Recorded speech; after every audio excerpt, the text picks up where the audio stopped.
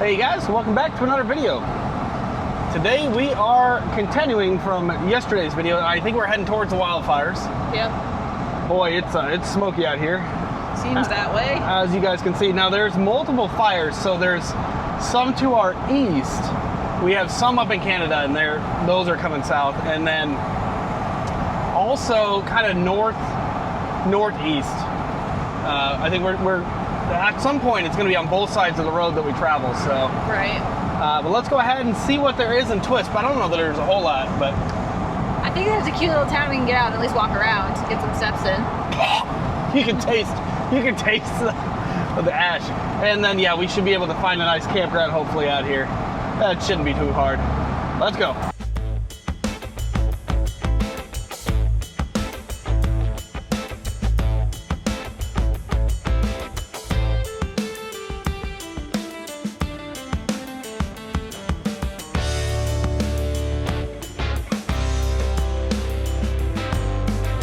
Great parking spot here by the visitor center, and yeah, our air conditioner is working overtime right now.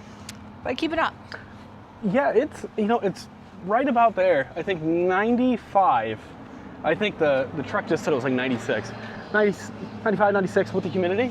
Yeah. I think it's kind of the limit for a 23 foot. I think in like a 17 foot unit, this is no problem at all, but you know, it is what it is. I don't know about you, but I get the feeling that nobody's like, hey, let's go to Twisp, Washington. I mean, we're going to find out what it's like in Twisp, Washington today. It seems like a place that'd be more to do in the winter than the summer. It's sort of a pass-through town in the summer, I bet you. Ooh, the library's open. Sounds like there's a lot of stuff in this building. Community center. All right. That might have been the friendliest visitor center gal ever. Yeah, Mary was fantastic. She had so much information for us. I feel like we know everything about this town. Feels like it. But there were a few things that kind of stood out. So why do people come and stay in Twisp? It's actually more popular than you might expect, and it's extremely expensive, so much so that people that grew up here, many of them can't afford to stay here, and they end up moving to where it's more affordable. Right. Which right now, where the heck is that, right? But where Winthrop is a mining town or an old western town, Twisp is actually like an artsy town. Yeah. This is where you go for arts. Glover Street out here, apparently there's a bunch of different places that you do your arts. They also have a few restaurants here. But in terms of what there is to do here, it's apparently really big in the winter. So between here and Winthrop, there's a whole area. Do a lot of snowshoeing, cross-country skiing. Apparently this is like one of the top 5 places in the country to cross-country ski. I never would have thunk. No. I guess there's a big difference in the snow here versus the west side of the Cascade. Yeah. I think they get more wet snow. Here it's more usable snow. It's like the nice dry snow. It's the good snow. Yeah, so I don't know enough about snow. Snow is a mystery to me. But yeah, this is their city building. That's a beautiful building. But it does make me sad, you know, a small town like this. You grow up here, but you can't afford it here anymore. Right. Actually, that building did used to be an old school. So it was a high school from like... high school into the 70s, it sounds like. Yeah, from like, did she say 1917? A long time. But instead of tearing it down, the school district, I guess, leases it out, and so it's a community center. So there's like a whole lot you can actually do here in this small town. There's also, apparently, kind of reminds me of Winthrop a little bit, this whole deal. How did you describe it? Artisan growers, farmers. Yeah. So, which makes sense because you have a river you can pull water out of, and then, you know, you got enough sun on this side. Right. So it's definitely, yeah, here's like an art gallery. It's a seashell. Yeah, they seem like nice folks out here. The Playhouse, they also like to do a lot with like theater and things like that, I guess. Yeah, it's like art, theater, all that kind of stuff is out here. Yeah. Now, she was telling us all, give us a little tour. Mary, so nice. It showed us the old building never had really proper heating. They have oil heaters, but they actually burn. You can like recycle your old car oil. Yeah. And then they'll burn that, and there's just like water that runs through all these heaters. Yeah. But they've never had cooling, so they're working on that. And it's very much not a city that's dying by any means. And being close to Seattle, you wouldn't expect that either. We are gonna go into the Cinnamon Twisp and get a little treat for later. They're only open till 3, so we gotta get it now. Highly recommended. This is a highly sought after bakery, apparently. Also, I like their air conditioner. It looks like a lot of their lights are powered by solar panels all throughout here. I had to ask about their electrical grid, and it turns out they're not getting the power from, say, the Ross Lake Power Dam, but it sounds like they might be getting their power from the Grand Coulee Dam, which is a little east of here. They have a lot of little projects with solar panels. It's kind of cool. I don't know where this bus, okay, the bus is Twisp, bus to Winthrop, okay. Huh. So every few hours, you can ride the bus over to Winthrop. But yeah, there's a lot to this little town, and that gal was so proud of her town. Yeah, she was. That was very nice. It sounds like those who can stay here do stay here. Like they don't choose to leave if they don't have to leave. One thing that I kind of found interesting is that obviously we're working on slowing way down, and I think we're doing all right for what we can. We got the cozy mosey going on as much as we can right now. Cozy mosey. But it's interesting because out here you're not like 10 minutes away from Walmart. You know, there's not a Costco within 20 minutes. So where do you go? You know, these folks. It seems like you're about an hour away, at least. Yeah, I mean, it's a pretty good drive. She said that you have to have like 3 reasons to go to Costco because those are over 100 miles away. So you got to have like a doctor's appointment and a car tire replacement, and like, you got to have a lot of reasons to go to town for a Costco or big box store like that. Yeah, which makes good sense. But you also have to be a little better prepared, I think. Yeah. You know, you have to do a little more planning out, which for us is not that big of a deal. Yeah, the only thing that becomes an issue for us planning that far ahead is space. Yeah. Like where to keep that much food and stuff like that. Yeah, which we're still working on that balance. Which, speaking of food, a restaurant has come highly recommended, and I think we'll splurge today Yeah. to have a fancy dinner. Shall we? Let's go.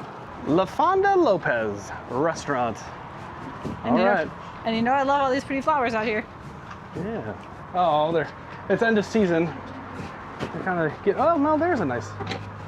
Look at that. We have ordered, and we're appreciating little bits of art. You can actually, much like with LaConner Brewing, you can actually purchase these little pictures and whatnot, and they're all around. It's kind of cool. Oh, that's looking pretty good. Enchiladas. Yep. And then I always get the carne asada. Oh, love carne asada. It looks like they put a little bit of ginger on there. Smell that? I don't know. No, it's not. You can have my guacamole. Mm-hmm. Is it good? I think this is supposed to be a fox. Kind of looks like a parade car. Does it have a tail? Yeah. Oh, thrifty fox. It's really something, isn't it? Woo! How was your food? My food was great. I like to give you a little thicker cut of steak. So, all right, I think we're about good with Twisp here. Nice little spot. Watch So out. we're gonna go find us a nice campground.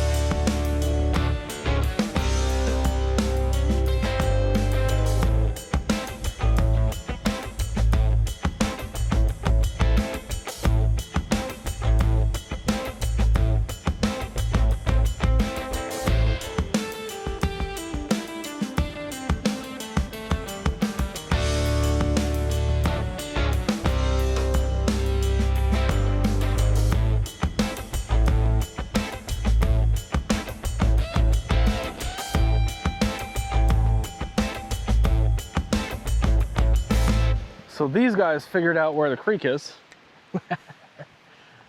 Colt loves sticks. So they're having some fun. But this is our site here. We're all disconnected and all that good stuff. Not that we're gonna leave, but we wouldn't be able to get level with the truck attached, so. Right.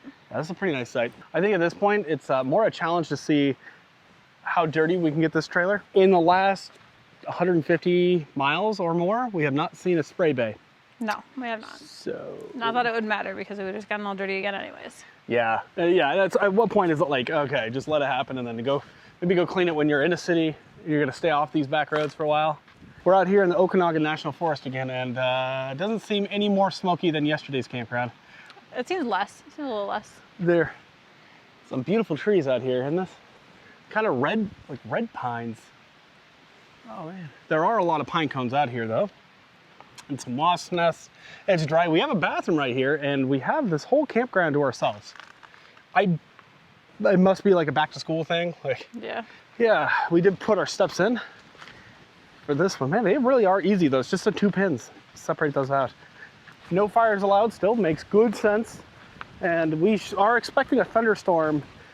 The weather keeps changing, you know, depending on which app you ask as well. But yeah, maybe we'll have a thunderstorm tomorrow or the following day. It also somewhere says Monday also. Yeah, so yeah, we got our creek here. Colt's gonna go ahead and muddy up the trailer. These guys like the creek. There's actually a warning about not putting rock dams in the way because it prevents the fish from being able to go upstream. So if you dam it, that makes it pretty difficult, right? But yeah, I guess these guys are getting their own baths here. It is over 100 degrees. Yeah. It is actually hotter here than it is in Las Vegas right now. Yeah. This is lovely. I might even stay overnight. What do you think? Well, I would hope so with all the setup we just did. Yeah, I think Sam and Colt would be okay with that. Hey, you're getting me wet. Easy, guys. Yeah, here's that notice. Rock dams like these block fishing are illegal. Yep. The other thing that's kind of important here is we're not running our air conditioner right now. Because we're under these trees, we're not getting any solar, maybe 120 watts. But even though it's warm, if we ran our AC, it would run probably 600 watts about right now, 650. I mean, it would probably keep us cool, but our batteries would be pretty low by the morning. And then if it is thunderstormy and crappy tomorrow, then it'd be nice to have power. So. Well, and being under the trees, it doesn't quite feel so hot because the sun's not beating down on us. No. Worst case, we go take a dip in the river there, the stream. Anyways, it's camp for the evening. Thanks for watching, guys. We'll see you in the next video. Bye, guys. Bye.